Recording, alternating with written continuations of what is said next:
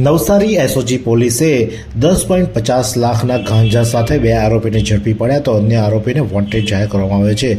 Navsari special operation group એટલે કે એસઓજીએ આજે ચીખલી અમદાવાદ હાઈવે પર બોરિયા ટોલના પ્લાઝા પાસે ગાયત્રી સર્વિસ સેન્ટર નજીકથી એક પિકઅપ ટેમ્પોમાં લઈ જવાતો ગાંજો ઝડપી પાડ્યો છે, જેમાં આરોપી અઝરુદ્દીન કુતુબુદ્દીન શેખ જે અમદાવાદનો રહેવાસી છે તેમજ જીગર ઉર્ફે જીગો ભીલ જે નડિયાદનો રહેવાસી છે, બંને પાસેથી પોલીસે 21 કિલો જેટલો ગાંજો જેની કિંમત 10.50 લાખ અને ટેમ્પો મોબાઈલ સ્પીકર મળી કુલ 19,25,550નો મુદ્દામાલ કબજે કર્યો છે। અને જે આ અંગે આરોપી 15 દિવસ પહેલાં ઓડિશાના ઝારસુગુડુ ગયા હતા અને જ્યાંથી સાયકલ, બસ અને ટેમ્પો મારફતે માલ ગુજરાત લાવ્યા હતા।